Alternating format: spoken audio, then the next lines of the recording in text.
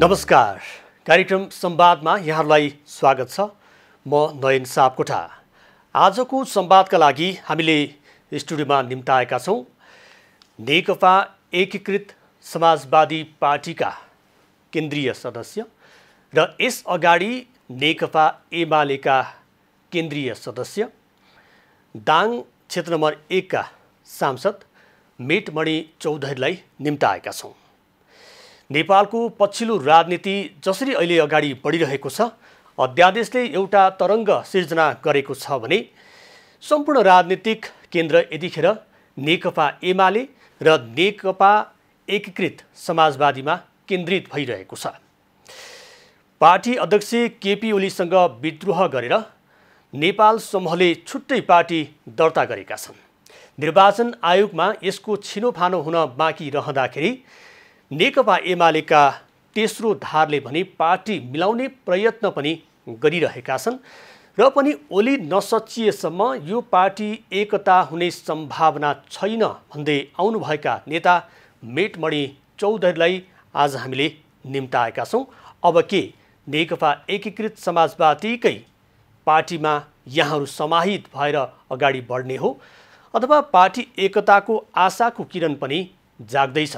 आज हामी यही विषयमा संवाद गर्न गइरहेका छौँ। स्वागत छ यहाँलाई। हस्, नमस्ते। मेटमणि चौधरी, नेकपा एमाले भनौँ अथवा नेकपा एकीकृत समाजवादी, दुवै ठाउँमा बस्दाखेरि चाहिँ तपाईँ पार्टी अध्यक्षप्रति बढी मात्रामा चाहिँ आक्रोशित हुने, बढी मात्रामा चाहिँ ओलीप्रति चाहिँ सट्टो सराप गर्ने नेताको रूपमा चिनिनु भएको भनेर कतिपयले भन्छन्। खासमा ओलीप्रतिको तपाईँको यो व्यवहार केले सिर्जना गर्यो? अब ओलीप्रतिको सत्तो श्राप या आक्रोश भन्दा पनि ओलीले नेपालको कम्युनिस्ट आन्दोलनलाई विसर्जन गर्ने बाटोमा लाने प्रयत्न गरे। लाने प्रयत्न मात्रै होइन, ठुलो कम्युनिस्ट पार्टीलाई विखण्डन गर्ने काम, विभाजन गर्ने काम हुँदा हुँदै नेकपा एमालेलाई एउटा ठाउँमा पुर्याउने काम। हामी पनि कम्युनिस्ट पार्टीमा लागेको करिब 35-36 वर्ष भएको छ। 35-36 वर्ष श्रम, आफ्नो जवानी, आफ्नो क्षमता यही पार्टीमा प्रस्तुत गरेका छौँ, लगानी लगाएका छौँ। तर ओलीले यो पार्टीलाई आफ्नो सम्पत्ति जस्तै, प्राइभेट सम्पत्ति जस्तै, पार्टीका कार्यकर्ताहरूलाई एउटा दास जस्तै व्यवहार गर्ने र कार्यकर्ताहरूमा पनि र्याङ्किङ गर्ने, गुट मिल्नेलाई सबै खालका अवसरहरू प्रदान गर्ने, गुट नमिल्नेलाई, टिम नमिल्नेलाई हदैसम्मको भित्तैमै पुर्याउने गरी हिर्काउने भनेपछि यस्ता व्यक्तिको विषयमा आक्रोश भन्दा पनि म जे हो त्यो कुरा भनेको थिएँ। भनेको तपाईँलाई र तपाईँ लगायत अरूलाई पनि साँच्चीकै पार्टी अध्यक्षले भित्तामै पुर्याउने गरी प्रहार गरे? हामी भन्दा पनि म भोलि के हुँला, सांसद हुँला नहुँला, त्यो धेरै माइनर सब्जेक्ट हो। मुख्य कुरा भनेको नेपालको कम्युनिस्ट आन्दोलन जोगिन्छ कि जोगिन्न, समाप्त गर्ने अभियानमा लागेका छन् कि छैनन्, ठुलो र महत्त्वपूर्ण कुरा यो हो। त्यसैले मलाई भित्तामा ओलीले पुर्याए भन्दा पनि नेपालको कम्युनिस्ट आन्दोलनलाई संसारभरिका मान्छे जसले नेपालको कम्युनिस्ट आन्दोलनलाई आस्था मान्छन्, नजिकबाट निहालिरहेका छन्, यो आन्दोलनबाट धेरै मान्छेहरूले सिक्ने ठाउँ, थलो, केन्द्रबिन्दु बनाइरहेका छन्। आज यो ठाउँलाई उनले समाप्त गरे, खरानी बनाए, धुलो बनाए। उनको कारणले नेपालको कम्युनिस्ट आन्दोलन, नेकपा एमालेको आन्दोलन समाप्त हुने पोजिसनमा पुग्यो। तर पनि तपाईँले चाहिँ पार्टी ओलीले खरानी बनाए, पार्टीलाई धुलो बनाए भनिरहँदाखेरि कतिपय अवस्थामा अध्यादेशले एउटा नयाँ पार्टी सिर्जना गर्न मलजल गरेको छ र तपाईँहरूलाई आरोप चाहिँ अर्कोपट्टिले के लगाइरहेका छन् भने आफ्नो आँगन खनेर होइन, त्यहाँ चाहिँ इनार खनाउने, आफै चुर्लुमा डुब्ने काम चाहिँ नेपाल समूहले गरिरहेछ भनिरहेछन्। खासमा के यो आरोप प्रत्यारोप मात्रै हो कि अब यो यसको चाहिँ कसले पार्टी बिगार्यो भन्ने त्यसले जोख्ने आधार चाहिँ के पत्ता लगाउनु भयो त यहाँले? त्यो त अध्यक्ष ओली हुने, पार्टी बिग्रियो भने त अध्यक्षको नाताले उनै जिम्मेवारी लिनु पर्यो नि, प्रधानमन्त्री उनी हुने, अनि राष्ट्र देश बिग्रियो भने त ओलीले नै जिम्मेवारी लिनुपर्छ नि त। यो त धेरै सामान्य जोसुकै मान्छेले महसुस गर्न सक्ने कुरा हो। त्यसैले हामीमाथि त्यो खालका आरोपहरू ओलीवालाहरूले, ओलीका सन्तानहरूले लगाउन सक्लन्। तर तपाईँ आफै अनुमान गर्नुहोस्, घर बिग्रियो भने बिग्रिने कुरामा माइला साइला कान्छाको भूमिका हुँदैन, बुहारीका भूमिका हुँदैन, आमाको भूमिका हुँदैन। सबैलाई मिलाउन नसक्नु भनेको बाउकै भूमिका हुन्छ अथवा आमाकै भूमिका हुन्छ। आज ओली हो देशको प्रधानमन्त्री, हिजो थिए, देश बिग्रियो, देशको प्रणाली बिग्रिने पोजिसनमा पुगिसकेको थियो, नेपालको संविधान काम नलाग्ने अवस्थामा पुगिसकेको थियो, कानुनी राज्य स्थापना गर्ने कुरा एकादेशको कथा जस्तै भइसकेको थियो। नेकपा एमाले दक्षिण एसियाको सबैभन्दा वेल म्यानेज भएको पार्टी, दुईटा पार्टी मिलेर अझ ठुलो पार्टी बन्यो, फेरि भत्ताभुङ्ग भयो। आज हामी यो ठाउँमा पुगेका छौँ। सरकार थियो ओलीको, आज मुनि आएर हल्ला गर्ने पोजिसन, आफ्ना सांसदलाई कारबाही गर भनेर सभामुखलाई कारबाहीको लागि प्रेसर गर्ने पोजिसनमा पुगेका छन् भनेपछि यो त धेरै लोफर टाइपको शासकहरूले गर्ने व्यवहार हो। यो यस अगाडि नि यहाँले जुन परिदृश्यहरू, जुन दृष्टान्त दिइरहनु भएको छ, एउटा चाहिँ पार्टीबाट चाहिँ साउनमा चाहिँ यहाँहरूले जे गल्ती गर्नुभयो त्यो चाहिँ आम माफी भयो भनेर उहाँले त्यो प्रकारको भाषा पनि प्रयोग गर्नुभयो। अब आम माफी कसलाई दिने त्यो आफ्नो ठाउँमा होला होइन। र पछि फेरि भदौमा चाहिँ तपाईँहरूलाई पनि कारवाही गरेको कुरा आयो होइन। 14 जना सांसदलाई त सांसद पद चाहिँ यो हाम्रो सांसद होइनन्, उनीहरूलाई कारवाही गरिपाउँ भनेर संसद सचिवालयमा यो अहिले विचाराधीन छ। सभामुखलाई ढकढकाउने काम, झकझकाउने काम, हिजो त भेट्नै नदिएको कुरा, काममा निक्लिएको कुराहरू पनि आयो। यो कहिले आम माफीको कुरा, कहिले कारवाहीको कुरा। यो चाहिँ आम माफी दिइसके पछाडि त यहाँहरू सुध्रिने हो कि अथवा त्यसमा चाहिँ हामीलाई आम माफी दिए अब यो मिलेर जाउँ भन्ने यहाँहरूको पनि सदास्यता नदेखिएको कि होइन, अब पार्टी यसरी चल्दै चल्दैन, यो नेकपा एमालेमा रहेर त आफ्नो अस्तित्वै छैन भन्ने लागेर यहाँहरू आफ्नै बाटोमा अगाडि बढ्नुभयो? होइन, आम माफी भनेको के हो? जुन बेला चाहिँ अब विश्वासको मत अविश्वासको मतमा यहाँहरूको सहभागिता भयो। आम माफी भनेको हिजोको दिनमा राणाहरूले दिन्थे हो। त्यसपछि राजाको पालोमा पनि के हुन्थ्यो। आज हामी बहुदलीय व्यवस्थामा छौँ, लोकतान्त्रिक गणतन्त्र उन्मुख राज्य व्यवस्थाको अभ्यास गरिरहेका छौँ र त्यसको नेतृत्व गर्ने ठाउँमा नेपालका कम्युनिस्टहरू पुगेका छौँ।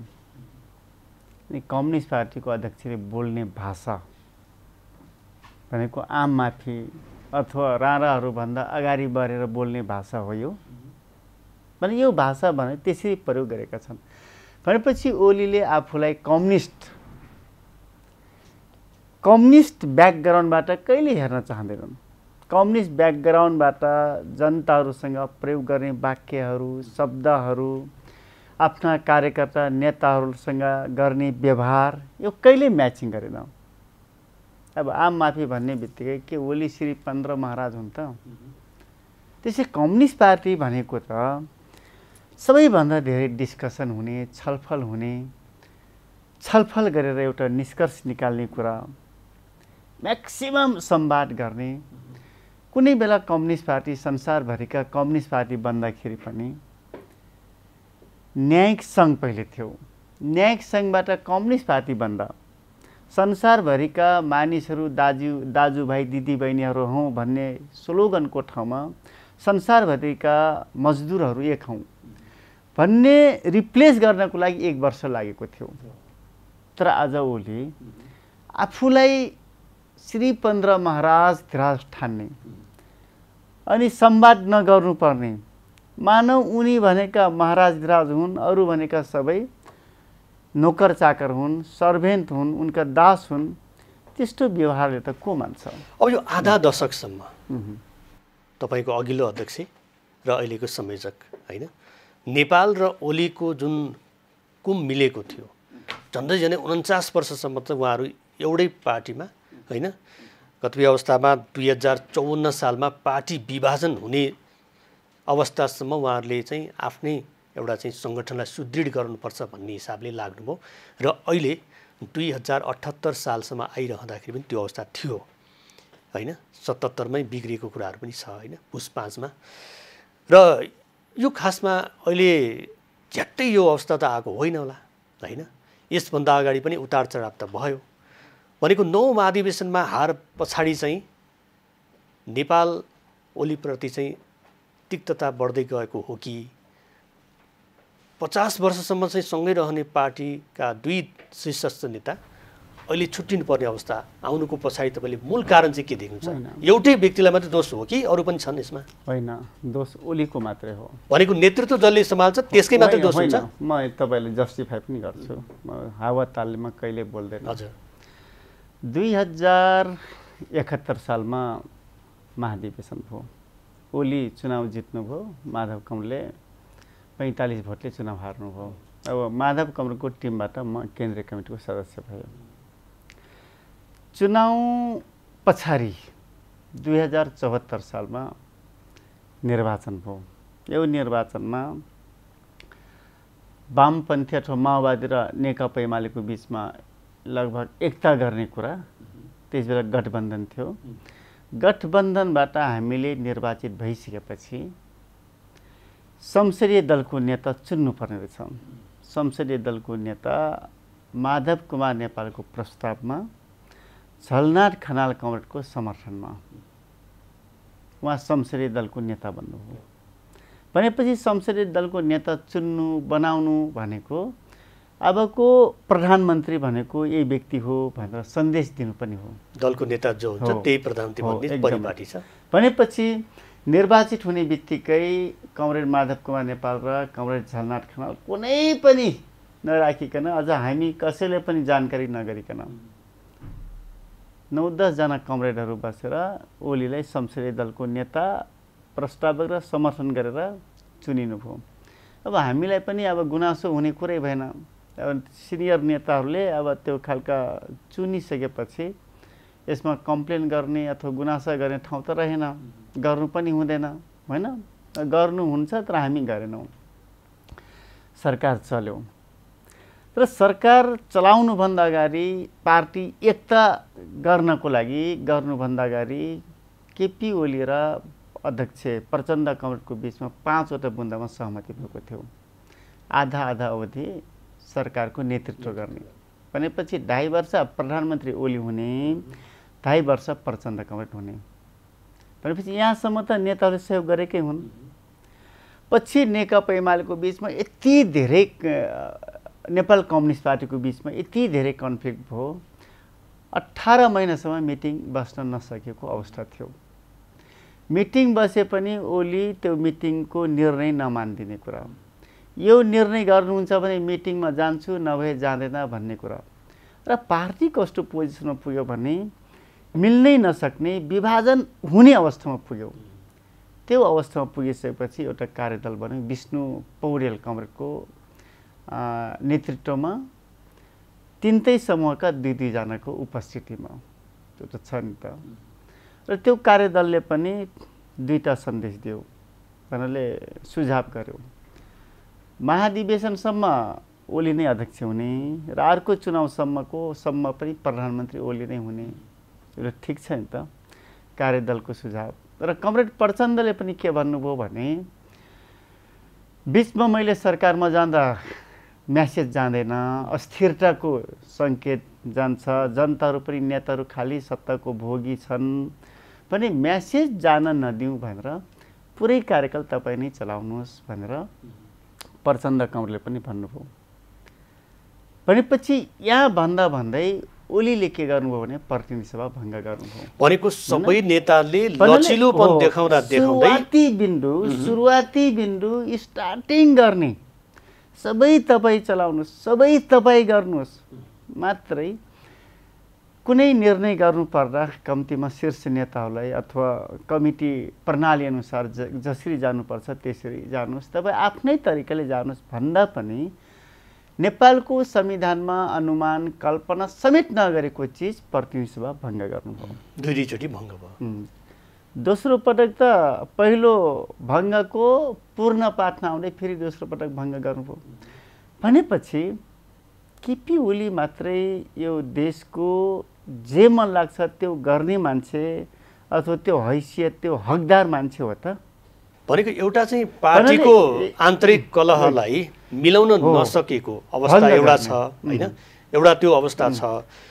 अर्को चाहिँ केही सिप नलाएपछि त यो अन्तिम अस्त्रको रूपमा अब त्यहाँबाट छुट्टिनुको विकल्प छैन भनेर तपाईहरू नेकपा एकीकृत समाजवादी नै गठन गर्नुपर्ने अवस्था। अर्को कुरा, सर्वोच्चले फाल्गुन 23 गते एउटा फैसला गर्यो, माओवादी पार्टी आफ्नो ठाउँ जाऊ, एमाले आफ्नो ठाउँ जाऊ। आफ्नो ठाउँ जाऊ भनेपछि केपीले प्रधानमन्त्रीको हैसियतले सर्वोच्चले गरेको फैसला त मान्नुपर्छ नि त। तर यिनले के गरे भने 28 गतेको दिन आफ्नो गुट, आफ्नो कोटरी, आफ्ना गुटका मान्छेलाई मात्रै बोलाएर 10-12 जनालाई बोलाएर 3टा निर्णय गरे। जनताहरूले यहाँको मिडिया मार्फत थाहा पाउनुपर्छ। त्यो निर्णय के गरे भने 9 राष्ट्रिय महाधिवेशनबाट पदाधिकारी आफूसँगै निर्वाचित भएका पदाधिकारीहरू सबैलाई भङ्ग गरे। तर आफू पनि सँगै निर्वाचित भएका पदाधिकारी आफू पनि भङ्ग हुनुपर्थ्यो नि। तर कति राजनीतिक हरामीपन देखाए भने आफूलाई जोगाए र आफ्नो गुट भएको कारणले महासचिवले जोगाए, अरू सबैले भङ्ग गरे। कसले ओलीलाई यो अधिकार दियो? भनेको फागुन 28 को निर्णयमा पनि एकल निर्णय भयो, त्यो निर्णय नै गलत थियो। अनि यति मात्रै गरेनन्, जो नेकपा एमालेको केन्द्रीय कमिटीको सदस्य हुनको लागि जनजातीयको हकमा एउटा छ, त्यसपछि अन्य समूहको लागि अर्को छ। कम्तीमा 15 वर्ष पार्टीको सङ्गठित सदस्य भएको मान्छे हुनुपर्छ भन्ने छ। ओलीले के गरे? पार्टीसँग एमालेसँग कुनै पनि प्रकारको गाई गोरु बेचेको साइनो समेत नभएका मान्छेलाई 23 जना केन्द्रीय कमिटीको सदस्य बनाइयो। त्यो पनि आफ्नो खुसी बनाइयो। आफ्नो खुसी भनेपछि एमालेमा फर्का भनेपछि त एमालेमा फर्किनु पर्यो नि त। एउटा सरकारको प्रमुख व्यक्ति सर्वोच्चको फैसलालाई सम्मान गर्नु पर्यो, मान गर्नु पर्यो। तर ओलीले के भने अनि तेस्रो काम के गरे भने माधव नेपाल समूहसँग नजिक रहनुभएका प्रदेश इन्चार्जहरू सबले हटाइदियो र आफ्ना गुटका मान्छेलाई त्यो ठाउँमा रिप्लेस गरे। भनेको त्यो जुन जति पनि गतिविधि यस अगाडि भए, जुन नेकपा बनेको अवस्था र त्यस पछाडि फागुन 23 को सर्वोच्चको फैसला भनेको नेकपा एमाले 2075 जेठ 2 मै जानुपर्ने, फर्किनुपर्ने यहाँहरूको बटम लाइन थियो। त्यो बटम लाइनमा सहमति नजुटे पछाडि अहिलेको यो अवस्था आयो। तपाईलाई लाग्दैन कि नेकपा एमालेको झन्डा र जुन एउटा साँचो समाइरहेको व्यक्ति अहिले फरक पार्टीको चाहिँ झन्डामा चाहिँ तपाईहरू, झन्डा त तपाईहरूको अझै छिनोफानो नै भएको छैन होइन, त्यसको चाहिँ अब बिस्तारै होला। यत्रो त्याग र तपस्या गरेको पार्टीमा चटक्कै छाडेर अर्को पार्टी बनाउनु पर्ने आइरहँदाखेरि चाहिँ खुसी नै लागिरहेछ कि दुःख लागिरहेछ? होइन, 47 सालदेखि अहिलेसम्म गन्ने हो भने 31 वर्ष हुने रहेछ। 31 वर्ष भनेको 3 दशक प्लस 1 वर्ष हो। 3 दशक त म आफूले पनि कन्टिन्यू यही पार्टीमा लागेको छु। यही पार्टीको केन्द्रीय सदस्य भए, एउटा क्षेत्रको अध्यक्ष भए, अखिलको 3 पटक केन्द्रीय कमिटीको सदस्य भए, अनि क्षेत्रीय अध्यक्ष हुँदै जिल्ला अध्यक्ष, अञ्चल अध्यक्ष, यो मध्यपश्चिमको अध्यक्ष, सारा त्यो खालको भूमिकामा थिए। त्यसले माया नलाग्ने कुरा, मेरो मनोविज्ञान त्यो पार्टीसँग नहुने कुरै भएन। तर खतरा के थियो भने नेकपा एमाले जो ओलीले नेतृत्व गरिरहेको पार्टी, हामी ननिस्किँदा पनि नेकपा एमाले विसर्जनको बाटोतर्फ अगाडि लम्किसकेका थियौँ। विसर्जनवाद जस्तै प्रतिनिधि सभा भङ्ग गरे, यसको जस्टिफाई गर्ने आधार त छैन। हामी यति ठुलो हामी कम्युनिस्ट पार्टी बनायौँ, किन सानो बनायौँ, यसको जस्टिफाई गर्ने ठाउँ त छैन भनेपछि अब नेकपा एमाले भन्ने पार्टी सुक्ने, विसर्जन सकिने बाटोमै थियो। तर यो कुरा धेरै नेपाली जनताहरू मन पराएका थिएनन्। त्यहाँ त धेरै धेरै धेरै करिब 31-32 लाख त हामी छौँ, 12 लाख माओवादी साथीहरूले भोट पाउनु भएको छ भनेपछि दुई तको मात्रै जोडेर पनि 44-45 लाख त सदर भोट मात्रै छ, अरू पार्टीहरू पनि छन्। तर पनि अब भोट प्रतिशतले हेर्ने भने त कङ्ग्रेसको भोट प्रतिशत 74 सालमा पनि बढी देखिया थियो, तर त्यहाँ गठबन्धनको कारणले ऊ पछाडि पर्यो, आफ्नो ठाउँमा छ होइन। र अब तपाईँहरूले नयाँ पार्टी घोषणा गरिसक्नु भएको छ, निर्वाचन आयोगमा दर्ता भइसकेको छ। जुन सुरुवाती चरणमा जसले तपाईँहरूलाई साथ दिनुभयो त्यो उत्साह जागेको थियो, त्यो उत्साह त बिस्तारै बिस्तारै बिस्तारै धर्मराउँदै गएको जस्तो पनि देखिन्छ। कतिपय स्थायी कमिटी सदस्यहरूले साथ छाडेको कुरा, तेस्रो धार निर्माण गरेको कुरा, यसले गर्दाखेरि अलिकति आफू कमजोर भएको ठानिरहनु भएको छ कि के छ? यसको जवाब तपाईँसँग म विश्रामपछि सोध्नेछु। 10 मिनट आजको संवादमा हामीसँग नेकपा एकीकृत समाजवादी पार्टी, यो नवगठित पार्टी हो। निर्वाचन आयोगमा दल दर्ता गरिसके पछाडि यसको छिनोफानो हुन बाँकी रहेको छ। नेकपा एमाले र नेकपा एकीकृत समाजवादी पार्टी के अब पछि गएर मिल्न सक्छन्? यो विषयको प्रश्नको बारेमा पनि उहाँसँग हामी जवाब खोज्ने प्रयास गर्नेछौँ। हामीसँगै रहनुहोला।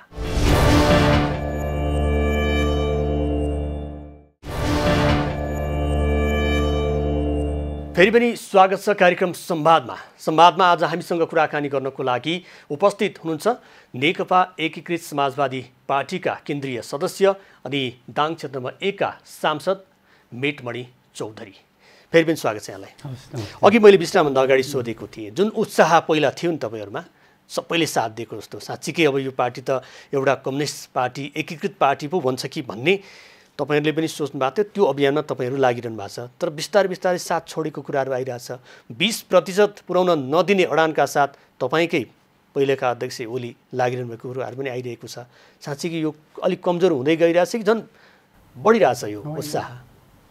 उत्साह बढेको छ, उत्साह थपेको छ र मान्छेहरूले एउटा कुरा बुझेछन्, युद्धको मैदानमा गोला बम बारुद बर्सिरहेको बेला जसले निकै लामो टाढासम्म देख्न सक्ने हैसियत क्षमता राख्छ, ती व्यक्तिहरू मात्रै फ्रन्ट लाइनमा आएर गोला बम बारुदसँग पौथे जोरी खेल्न सक्छ। त्यसैले आज हामी धेरै रिस्क जोनमा पनि त छौँ नि, मान्छेहरूको नजरबाट हेर्दा जोखिम अवस्थामा पनि त छौँ नि। मान्छेले त्यस्तो लाग्छ, तर मलाई त्यस्तो लाग्दैन। एकदम सेफ जोनमा हामी छौँ। कसरी? त्यसको आधारहरू के छ? म बताउँछु। 14 सांसदलाई कारबाही गर्नको लागि सिफारिस संसद सचिवालयमा छ। त्यो साँच्चीकै कारबाही के हुने हो? त्यो पनि आफ्नो ठाउँमा छ। सभामुखले ढिलासुस्त गरिरहनु भएको छ। यसभन्दा अगाडिको भीम रावलकै नजिरलाई चाहिँ हामी ल्याउन सक्छौँ भन्ने यहाँहरूको पनि बुझाइ होला होइन? त्यस्तै हो कि? त्यस्तो भीम रावलसँग पनि सम्बन्धित छैन, अरूसँग पनि रिलेटेड छैन। मुख्य कुरा यो कानुनी रूपमा इन्टर रिलेटेड छ कि छैन, अथवा कानुनले यसलाई जस्टिफाई, कारबाहीको लागि जस्टिफाई गर्न सक्छ कि सक्दैन, मुख्य कुरो त यो होला नि। केपीले हामीलाई कारबाहीको पत्र पठायो। उनको हामीलाई कारबाही गर्नको लागि संसदीय दलको सिफारिस, केन्द्रीय कमिटीको निर्णय र सभामुखले डिक्लेयर गर्नुपर्छ र त्यो सबै कानुन सम्मत हुनुपर्छ। अनि मात्रै सभामुखले डिक्लेयर गरिसकेपछि हामीलाई कारबाहीको ठहर हुन्छ। तर आज हामीलाई के भनेर हामीलाई स्पष्टीकरण सोधियो कि कुन ठाउँमा हामीले व्हिप उल्लङ्घन गर्यौँ? जस्तै पछिल्लो पटक हामीले मान्य सम्मान्य प्रधानमन्त्री शेरबहादुर देउपाज्यूले माग्नु भएको विश्वासको मतको पक्षमा भोट हाल्यौँ। त्यो त परमादेशले निर्क्युल गरिसकेको छ कि त्यसमा चाहिँ सबै कुरा चाहिँ स्पष्ट रूपमा व्याख्या गरेको छ। यहाँ चाहिँ सांसदहरूलाई कारबाही गर्न नपाइने भनेर र कतिपय त्यसमा चाहिँ सांसदहरूलाई छोडेको कुराहरू पनि छ। तर अहिले चाहिँ समानान्तर पार्टी गठन गरेको, पार्टी हित विपरीत गएको भन्ने जुन आधारहरू राखिरहेछ नि होइन? त्यो त्यसमा हामीलाई व्हिप त्यो लगाएको थियो त होइन? त्यो व्हिपको विषय त परमादेशले त्यसलाई स्पष्ट पारिसकेको छ। हामीलाई व्हिप, हामीलाई कारबाही गर्नको लागि कुनै आधार त चाहियो नि। ओली त यस्तो सन्की काम त कति गर्छन्। आज एउटा कुरा बोल्छन्, फेरि के अरे फिर्ता लिन्छु भनेर भन्छन्, कारबाही हुँदैन भन्छन्। ओलीको त यो सनक त प्रत्येक दिन एक पटक सन्किने न हो। त्यसैले यो पनि एउटा सनकको पछिल्लो उदाहरण मात्रै हो। तर पनि स्थायी कमिटीका 2 जना मात्रै अटाए, अरू अटाएनन्। विद्राम भुषाल र मुकुन्द न्यौपाने मात्रै आए, योगेश भट्टराई आएनन्, हिमाचार्य आएनन्, भीम रावल आएनन्, अरू आएनन्। अरू त फेरि तेस्रो धार, त्यहाँबाट फेरि उहाँहरूले 2 दिने अल्टिमेटम पार्टी अध्यक्षलाई दिएका छन्। तपाईँ सुध्रिनु भयो भने उहाँहरूले पनि खबरदारी त गरिरहनु भएको छ होइन? त्यो खबरदारी चाहिँ यहाँहरूको पक्षमा भइरहेछ कि ओलीको पक्षमा भइरहेछ? उहाँहरू न हाम्रो पक्षमा न ओलीको पक्षमा। उहाँहरू पनि एउटा स्वतन्त्र, यो मल्टी पार्टी डेमोक्रेसीमा आफूले लागेको चिज गर्न पाउनुपर्छ। भनेको कि उहाँहरूले पनि छुट्टै पार्टी गठन गर्न खोजिरहनु भएको छ? गर्नुहुन्न, तर के हो भने उहाँहरूको मन पवित्र छ। भनेको तपाईँहरूले पनि ल्याउन सक्नुहुन्न उहाँहरूलाई? उहाँहरू आउनुहुन्छ। कहिले आउनुहुन्छ? हामी ल्याउनै पर्छ नि। भनेको कति दिनमा ल्याउने? अब 9 गते तपाईँहरूको शनाखत छ। आज म कति गते यो रेडियोमा यो टेलिभिजनमा बोल्दैछु, 5 गते बोलिरहनु भएको छ। 5 दिनभित्र उहाँहरू माधव कुमार नेपालले नेतृत्व गर्नुभएको नेपाल कम्युनिस्ट पार्टी, एकीकृत समाजवादी पार्टीमा इन्भल्भ भइसक्नुहुन्छ। भनेको हिजोको बैठक उहाँहरूले जसरी डाक्नु भएको छ, तपाईँ पनि जानु भएको थियो त्यहाँ? म जाने कुरै भएन नि। बोलाउनु भएको, नबोलाएर नगए कि जानु? बोलाउनु पनि भएको छैन, बोलाउने कुरो पनि भएन। हामी एउटा कित्तामा प्रवेश गरिसकेपछि अनि ओलीवालाहरूले अर्को कित्तामा प्रवेश गरेपछि बिचका कमरेडहरू न हुन् त्यो गर्ने त होइन। त्यो पनि एउटा पार्टीको एउटा ठाउँमा बसेको दोस्रो तहका नेताले बोलाएको बैठकलाई त कम आकलन गर्न मिल्दैन। होइन, उहाँ बोलाउनु भएन, बोलाउने कुरो पनि होइन। तर उहाँहरू 5 दिनभित्र यता आउनुहुन्छ। तर उहाँहरू भन्दै हुनुहुन्छ कि अब हामी 20% पनि पुर्याउन दिँदैनौँ, यो हिसाबमा उहाँहरू लागिरहनु भएको छ। 20% भन्दा धेरै पर्सेन्ट पुगिसकेको छ। अहिले पुगिरहेछ? धेरै पुगिसकेको छ। अहिले कति पुग्यो? हामी लगभग 35 वरिपरि छौँ। हामीले चाहिएको त 20% हो नि। हामी 35 वरिपरि छौँ भनेपछि अझ साथीहरू आउँदै हुनुहुन्छ। अहिले चाहिँ तपाईँहरूसँग 37 जना सांसद हुनुहुन्छ? 37 जना हुनुहुन्छ। योभन्दा बढ्ने सम्भावना पनि देखिरहनु भएको छ? यो त बाहिरै हुनुहुन्छ नि, 15 जना जति। 37 र 15 जोड्नुहोस् त, 7, 5, 12, 42। त्यसपछि वामदेवजी कङ्ग्रेससँग जोडिनु भएको 7-8 जना, 42 र 7, 49। बिचमा पनि हुनुहुन्छ 6-7 जना। भनेपछि धेरै ठुलो सङ्ख्या छ नि त। वर्ष हामी 3 महिनाभित्र। भनेको तपाईँले चाहिँ जसरी चाहिँ हिसाब किताब गरिरहनु भएको छ नि होइन, त्यो हिसाब किताब त अर्को पक्षले पनि गरिरह होला, फेरि गरिरह होला नि त। कसको हिसाब किताब ठिक छ त्यो त फेरि जस्टिफाई हुने कुरा होला नि। अबको चाहिँ मध्यमार्गी बाटो भनेको चाहिँ के हुन्छ? तपाईँ चाहिँ अब तपाईँहरूको पार्टीले चाहिँ अर्को नेकपा एमालेलाई एकता गर्नको लागि अर्को बुदाहरू तपाईँले दिनुहुन्छ? अब भनेको यहाँहरू त उहाँसँग जाने कुरै देखिँदैन। अहिलेको तपाईँको कुरा सुनिरहँदाखेरि तपाईँहरूको जुन कार्य हेर्दाखेरि पनि त्यो देखिन्छ होइन। केपी ओली नेतृत्वको नेकपा एमालेसँग त यहाँको मिलनबिन्दु नै छैन भनेर यहाँले भनिरहनु भएको छ। अब चाहिँ उहाँहरू चाहिँ तपाईँहरूको पार्टीमा चाहिँ एकता गर्नुपर्ने हो। अब हामी त्यो गर्दैनौँ र ओलीले पनि त्यो गर्दैनन्। किनकि ओलीको मुख्य लक्ष्य नै पार्टी ध्वंस गर्ने, विसर्जन गर्ने, विखण्डन गर्ने बाटो लिएको मान्छे फेरि एकताका प्रयास गर्छन्। नभए त ल हाम्रो डिमान्ड के थियो त भन्नुहोस् त? 75/2 फर्कौँ। सर्वोच्चले भनेको अनुसार नेकपा एमाले हुनको लागि 75/2 गते फर्कौँ भनेको 203 जना केन्द्रीय समितिको निर्णय। एकदम पहिला स्थायी कमिटी बैठक बोलाउनु पर्यो। हामी त यतिसम्म भनेका छौँ 203 जनाको केन्द्रीय कमिटीको बैठक बोलाउँ, बरु 3 गते थपिनु भएका कमरेडहरूलाई पनि थपौँ, 23 जना थपिएका कमरेडहरूलाई पनि थपौँ। तर एउटा पोइन्ट त हुनु पर्यो नि त। तर ओली के भन्दैछन् भने 3 गते थपिएका आफ्ना गुटका मान्छे मात्रै 44 जना पनि थपौँ, अनि आफूले बालुवाटारमा राखेका माओवादीका कमरेडहरू 23 जनालाई पनि राखौँ र त्यसको बैठक बसौँ उनी भन्छन्। त्यसैले हामीले भन्ने कुरा 75/2 भनेको चाहिँ Z2 हो नि। एमाले भनेको त 75/2 होला नि, Z3 त होइन नि। त्यस दिनमा त तपाईँले माओवादीसँग एकता गर्नुभयो, त्यसपछि नेकपा नेपाल कम्युनिस्ट पार्टी बन्यो। त्यसैले कति फटा, कति निरङ्कुश, कति बदमासी, राजनीतिक बेमानी भन्छ नि, कसले राजनीतिक बेमानी गरिरहेछ भन्ने कुरो त क्लियर छ नि।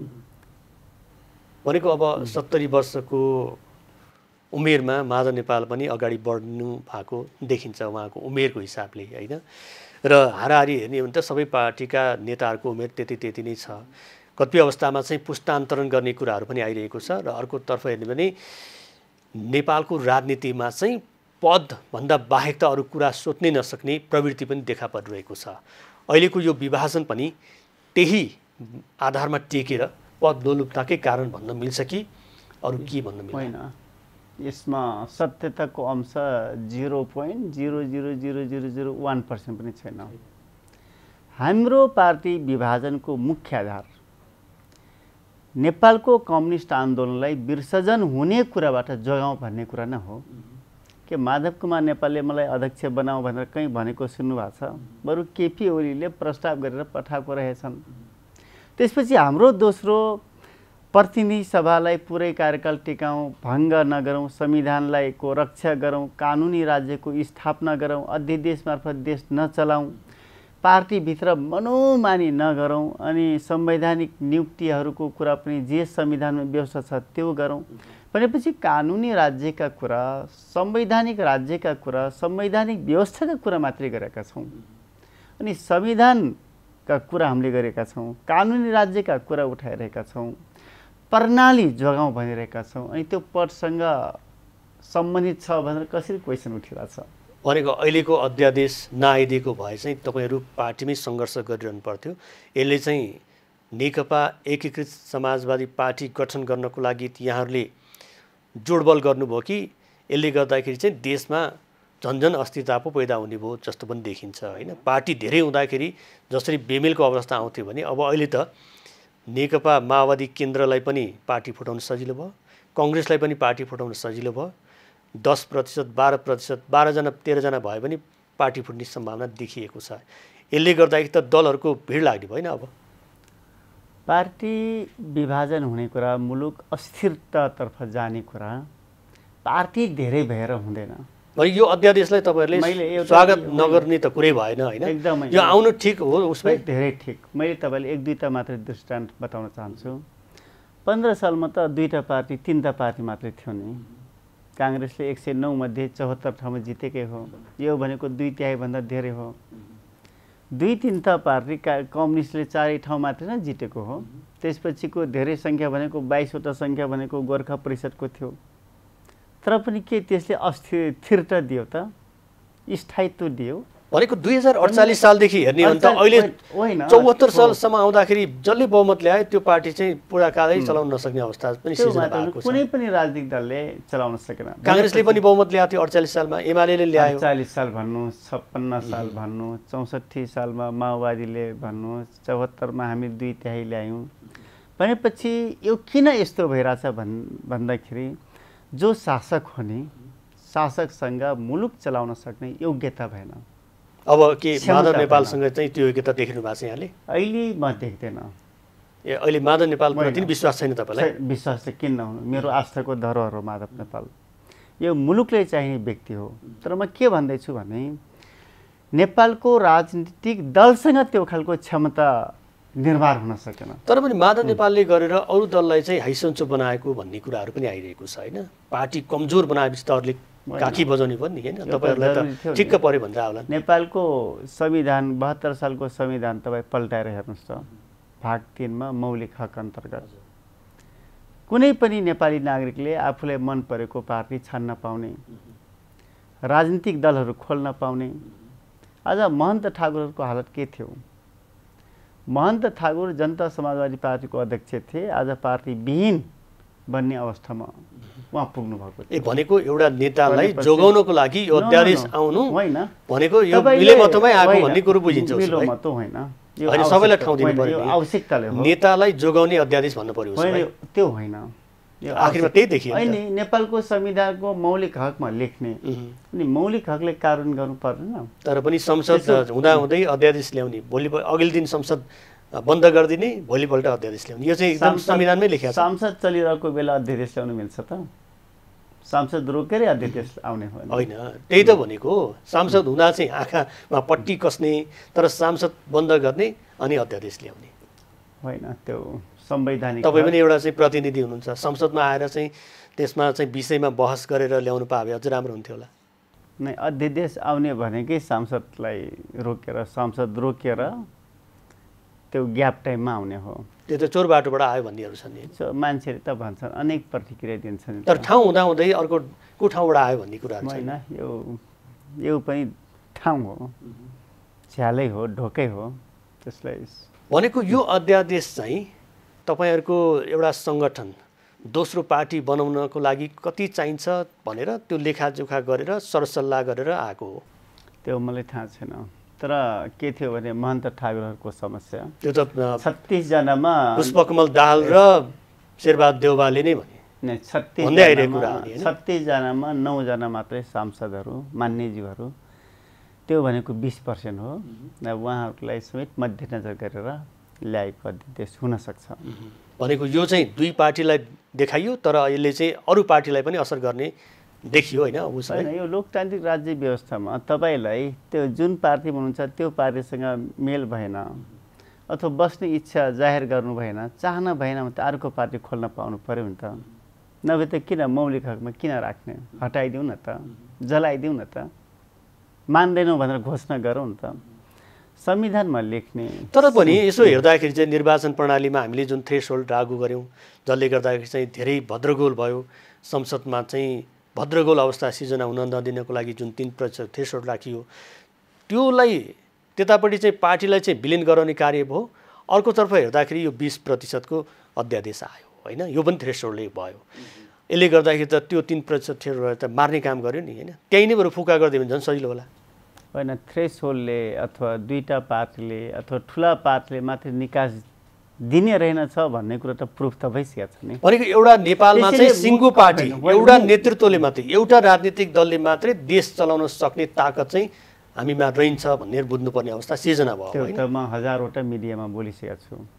त्यसैले कम्तीमा 5 वर्ष 10 वर्षसम्म सबै राजनीतिक दलहरूको बिचमा जो लोकतन्त्रमा आस्था राख्छ, विश्वास गर्छ, गणतन्त्रमा विश्वास गर्छ, सबै पार्टीहरूको बिचमा कम्तीमा हामीले हाम्रो राजनीतिक दलहरूको योग्यता या क्षमता वृद्धि नगर्दासम्म, 100 पुर्याउन नसक्दासम्म कम्तीमा समन्वयको बाटो, सहकारीको बाटो, एकताको बाटोबाट अगाडि बढ्नुपर्छ भन्ने मेरो निष्कर्ष छ। र यही बाटोबाट, यही कोर्सबाट अब मुलुक अगाडि जानुपर्छ। भोलि हामी सबैले 100% क्षमता बिल्ड गर्न सक्यौँ भने फेरि अलग अलग बाटोबाट चुनाव लडौँला, जसले बहुमत ल्याउला उसले सरकार चलाउँछ। तर आज क्षमता वृद्धि पनि गर्न नसक्ने, त्यसपछि मुलुकलाई प्रधानमन्त्री चाहिँ हुने, मन्त्री चाहिँ हुने तर नेतृत्व दिन नसक्ने भनेपछि त हजुरसँग भएको 75%, मसँग भएको 25%, दुईटै मिलाएर 100 पुर्याएर मुलुकको नेतृत्व गरेर निकास दिने, त्यो ठाउँमा पो पुग्नुपर्छ त। मुलुक त्यो कोर्समा प्रवेश गरिसकेको छ। भनेको अब चाहिँ यहाँहरूले पार्टी दर्ता गर्नुभएको छ, मन्त्री बन्ने लाइनमा तपाईँ पनि हुनुहुन्छ होला, अरू पनि छन् होला होइन। एउटा अवसर चाहिँ यहाँहरूलाई मिल्दैछ, त्यो मलाई थाहा छैन। तर सरकारको स्थायित्वको लागि हाम्रो सहभागिता सरकारमा अनिवार्य छ। किनकि सरकारले भोलि त विधेयक ल्याउनुपर्छ, पास गर्नुपर्छ। यदि सरकारमा गएनौँ भने हामी सरकारलाई अब भोट दिन पनि सक्ने भयौँ, त्यो नदिन पनि सक्ने भयौँ। हामी नजाने बित्तिकै जसपा निस्किन्छ, महन्त ठाकुरहरू निस्किन्छ, सरकार अल्पमतमा हुन्छ। र हामीले जे भन्दैछौँ नि पुरै कार्यकाल प्रतिनिधि सभा टिक्नुपर्छ भनेर, त्यो उद्देश्य त पुरा हुँदैन। फेरि मुलुक एउटा अस्थिरताको गोलचक्करमा त फस्ने भयो। मुलुकलाई एउटा स्थायित्वतर्फ अगाडि बढाउनको लागि, प्रतिनिधि सभालाई पुरै कार्यकाल चलाउनको लागि हाम्रो सहभागिता सरकारमा हुनुपर्छ। भनेको अब चाहिँ 15-16 महिना चाहिँ यो जुन संसद छ, यो संसदले चाहिँ कार्यभार पुरा गर्छ, त्यसपछि एउटा आवधिक निर्वाचन हुन्छ भन्ने चाहिँ तपाईँले लागिरहेछ कि साँच्चीकै फेरि बिचतिर पनि यस्तै अघिल्लै चरणकै प्रक्रिया दोहोरिने भन्ने डर पनि लागिरहेछ? होइन, लागेको छैन। संसद भङ्ग गर्ने कुराहरू पनि छ त। 15-16 महिना प्लस 6 महिना समेत थप्न मिल्छ नि त। भने 20-22 महिना अब यही सरकार स्थिर रूपमा अगाडि बढ्छ, यसमा कुनै समस्या छैन। भनेको 6 महिना चाहिँ अनिवार्य रूपमा थपेरै थप्न मन्त्री चाहिँ अलि लामो समयसम्म खान पाऊँ भन्ने चाहना चाहिँ तपाईँहरूको छ? होइन, त्यो होइन। सांसदहरूले आफ्नो निर्वाचन क्षेत्रमा राम्रोसँग कामै गर्न पाउनु भएको छैन। खाली भङ्गको च्यालेन्ज खाली हटाइदिन्छ कि खाली कारबाहीको च्यालेन्ज मात्रै थियो नि त ओलीको कार्यकालमा त। प्रधानमन्त्री बन्या छन्, त्यहाँबाट लौरो देखाउँदै तर्साए। सांसदहरू पनि यति हुक्किएको, यति हैरानीको पोजिसनमा हामी छौँ, जतिखेर नि ओलीको तरवार हाम्रो टाउकोमाथि झुन्डिएको। कम्तीमा 6 महिना लम्ब्याइदिएर सांसदहरूको अवधि अथवा 6 महिनासम्म अलि राम्रोसँग काम गर्न सक्नुहुनेछ भन्ने लागेर त्यो खालको अवस्था पनि सिर्जना हुनसक्छ। त्यस्तो आश पनि देख्नु भएको छ तपाईँले? नै, त्यो हुन्छ।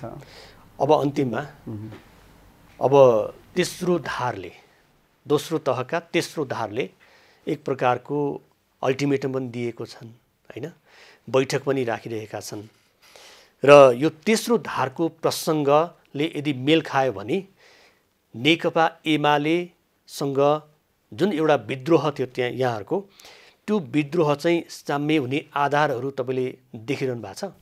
म देखेको छैन। के भयो भने देख्नुहुन्छ, के भयो भने यो छँदै छैन भन्नुहुन्छ? केपी ओलीले 2 काम मात्रै गरे भने एमाले मिल्छ। त्यो भनेको एउटा संविधानप्रतिको जे अपराध गरेका छन् त्यसलाई चाहिँ आत्मालोचना गर्नु, कानुनप्रतिको जे अपराध गरेका छन्, माफी माग्ने, नेपालको कम्युनिस्ट आन्दोलनप्रति गरेको अपराधको विषयमा क्षमा याचना गर्नुपर्छ, माफी माग्नु पर्यो नि, मैले गल्ती गरेको छु भनेर। अब फेरि मिस्टेक हुँदैन, रिपिट हुँदैन। दोस्रो काम, नेकपा एमाले अब 75 जेठ 2 गते फर्क्यो, केन्द्रीय कमिटी 203 जनाको र त्यस पछाडि बनेको जुन प्रदेश कमिटीहरू छ, जिल्ला कमिटी छ, स्थानीय पालिका कमिटी छ, त्यो बिउतियो। त्यही ठाउँबाट अब एमाले सुरु गर्छ, स्टार्टिङ गर्छ। केपी ओलीले त्यो डिक्लेयर गरे भने नेकपा एमाले फेरि त्यो ठाउँमा रहन्छ। 2टा बटम लाइन यहाँले एउटा चाहिँ जुन विषयमा उहाँले हात उठाउनुभयो त्यो विषयमा प्रति चाहिँ आत्मआलोचना गर्दै माफी माग्ने, र अर्को भनेको 2075 जेठ 2 मा जुन साङ्गठनिक संरचना थियो त्यो संरचनामा म आएँ भने मात्रै त्यो के हुने, पार्टी विभाजन हुँदैन। त्यो चाहिँ अब कतिको देख्नुहुन्छ? त्यतापट्टि जाने सम्भावना छैन। किन सम्भव छैन भने ओली विसर्जन गर्नको लागि नेतृत्व गरिसक्नु भएको छ, नेतृत्व गरिसकेका छन्। सो विखण्डन गर्ने, विसर्जन गर्ने मान्छे फेरि एकता गर्न चाहन्छ त? म 1-2टा मात्रै उदाहरण दिन्छु। नेकपा एमालेको अध्यक्ष भए, नेकपा एमाले खरानी भयो, सक्यो नि। नेपाल कम्युनिस्ट पार्टीको अध्यक्ष भए, नेपाल कम्युनिस्ट पार्टी नै सक्यो। यो देशको प्रधानमन्त्री बने, सरकार सक्दे हो नि। त्यसपछि माओवादीभित्रका राईमाझीहरूले छोए, राईमाझीहरू आज अल्पत्रको अवस्थामा छन्। एमालेका केन्द्रीय सदस्य छन्, माओवादी जान पाऊँ भनेर अदालत जाने अवस्था पुर्याएको दोहोरो चरित्र देखाइरहेछन्। त्यसपछि महन्तहरूको हालत हेर्नुहोस्, यदि हामीले उदारता नदेखाएको भए महन्त ठाकुरहरू पनि कोल्याप्सको पोजिसनमा पुगिसकेका थिए। तपाईँले उदारता देखाइदिनु भयो। हामीले भन्नाले उहाँहरूले पनि पार्टी खोल्न सक्ने वातावरण त बनायौँ नि त। हामीसँग समय सकिएको छ। यहाँको जुन 2वटा बटम लाइन छ, त्यो बटम लाइनमा अब नेकपा एमालेका नेतृत्वले कुन रूपमा यसलाई बुझ्छन् र त्यो आशाको ट्यान्द्रो अझै पनि जीवितै छ भन्ने हामीले बुझौँ। र एउटा कम्युनिस्ट पार्टीलाई यहाँले एकत्रित गर्ने जुन अभियान राख्नु भएको छ, त्यो अभियान पनि सफलतातर्फ उन्मुख होस्। समय दिनुभयो, विचार राखिदिनु भयो, यहाँलाई धेरै धेरै धन्यवाद छ।